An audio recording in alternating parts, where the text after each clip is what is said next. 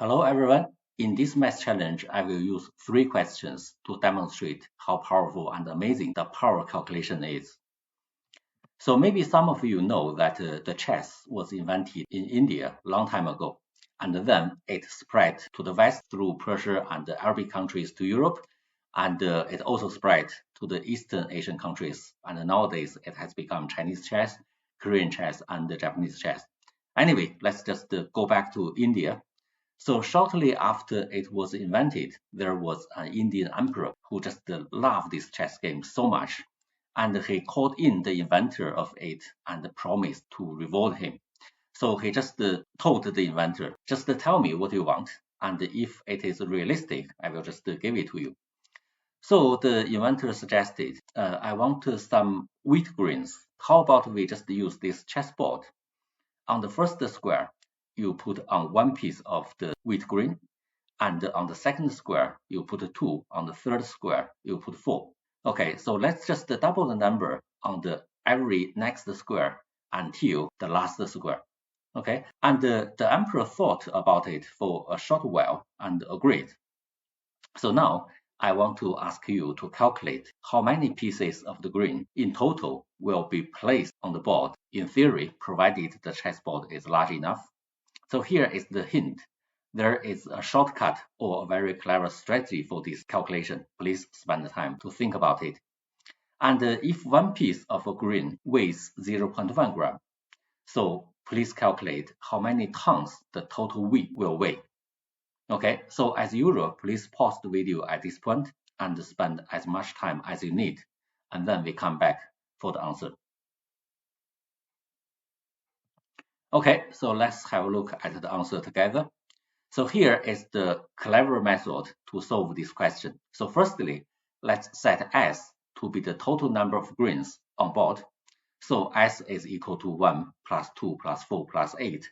Or we can use this expression, S is equal to 2 to the power of 0, which is equal to 1, plus 2 to the power of 1, plus 2 to the power of 2, plus 2 to the power of 3, plus until, plus 2 to the power of 62, plus 2 to the power of 63. So there are 64 items in this expression, and we can call it equation 1.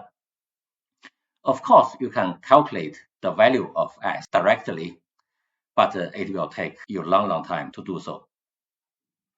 So here is the clever bit. So if we multiply 2 on both sides of this equation, so the left side will be 2s, and the right side, based on the basic mathematical rules, we need to use the 2 to multiply each item in this expression. So 2 times 2 to the power of 0 plus 2 times 2 to the power of 1 plus 2 times 2 to the power of 2 until 2 times 2 to the power of 62 plus 2 times 2 to the power of 63. And also based on the mathematical rules for the multiplication of two power expressions, if they have the same base, actually you can combine them by adding the power together. Okay, so 2s is equal to 2 to the power of 1 plus 2 to the power of 2 plus 2 to the power of 3 until plus 2 to the power of 63 plus 2 to the power of 64. Okay, so this is our equation 2. So if we list the equation 1 and 2 together, we will see actually there are many common items in both, from 2 to the power 1 to 2 to the power 63. So this just indicates us, if we use equation 2 minus equation 1, left side 2s minus s is equal to s, and the right side, after cancelling out most items, it is equal to 2 to the power 64 minus 2 to the power 0. 2 to the power 0 is equal to 1, and you can use calculator to work out the 2 to the power of 64 value. So this is very long number. I don't bother to read it out. And then you can calculate the total number of the wheat grains here. So the next step, we can calculate the total weight of the grains. Because each piece weighs 0.1 gram, so we just use 0.1 gram to multiply the total number of the grains. Okay, it's equal to this number of gram, and we divide it by 1000 to calculate how many kilogram, and divide it by 1000 again to calculate how many tons. Okay, so actually it is over 1.8 trillion tons in weight. Okay, that means this is about 2,500 times of the global production of the wheat in 2020. So just back to that story, you can imagine how regretful the Indian emperor would be.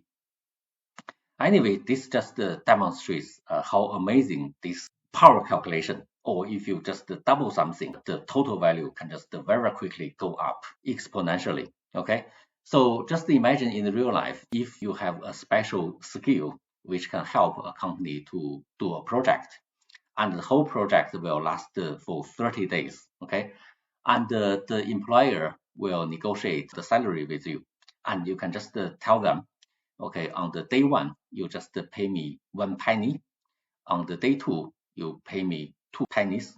On day three, you pay me 4 pennies. Every day, you just double the money from the previous one until the day 30.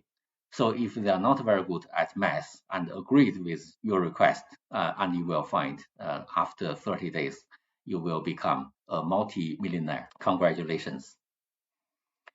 So I do have 2 bonus questions for you, and this is the first one. So the average thickness of a standard sheet of copy paper is approximately 0.1 millimeters. So if we fold a piece of paper in half again and again, and after how many folds will its thickness be taller than Everest? Okay, so the mountain Everest height is about 8,849 meters. Okay, just calculate how many folds will this thickness of the paper be taller than that. Okay, so again, pause the video here and spend some time to calculate it, and we come back for the answer. So the answer is 27 folds. Because if we use the meter as the unit, the thickness of one piece of paper is 0.0001 meter. Okay, and if we fold it 27 times, because when you fold once, the thickness will be doubled. Okay, so after it's doubled 27 times, we can calculate the final thickness as 0.0001 times 2 to the power of 27, and the value will be 13,421 point something. Okay, so this is taller than the height of the mountain Everest. So it is quite amazing, and there are more fun facts if you like. So if you were to fold a piece of paper in half 42 times, it would reach the moon. So that means after 42 folds, the thickness of the paper will be more than the distance between the Earth and the moon. And if you were to fold a piece of paper in half 103 times, it would exist the size of the observable universe. The diameter of the observable universe is about 93 billion light years. So can you just imagine, after you fold a piece of paper 103 times, its thickness will be larger than the diameter of this observable universe.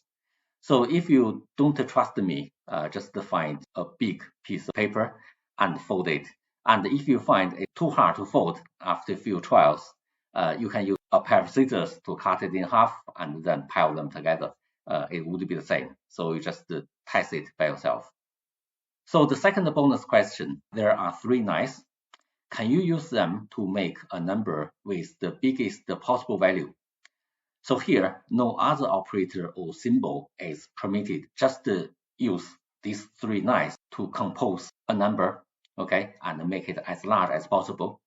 Because in this topic, we are talking about the power calculation. So maybe you need to use this to make some power expression, okay? So just give a try and then come back for the answer.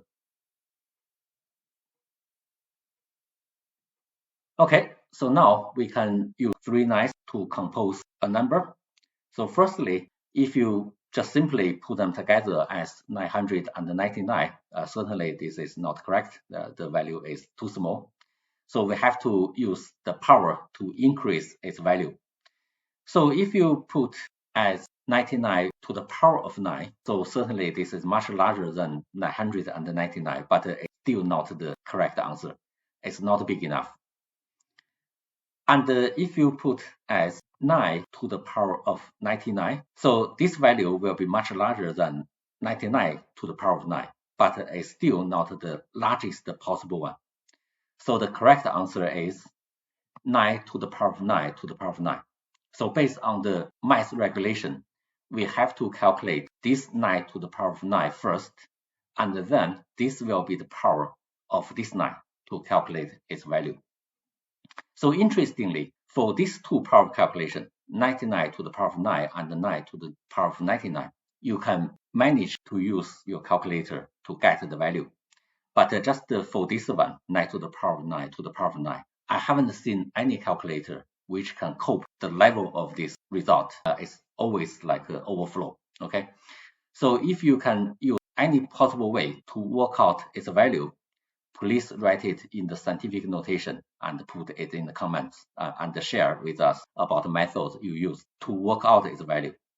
So anyway, through this math challenge, I just hope you can appreciate how powerful and amazing the power calculation is, which can never be underestimated. Okay, thank you.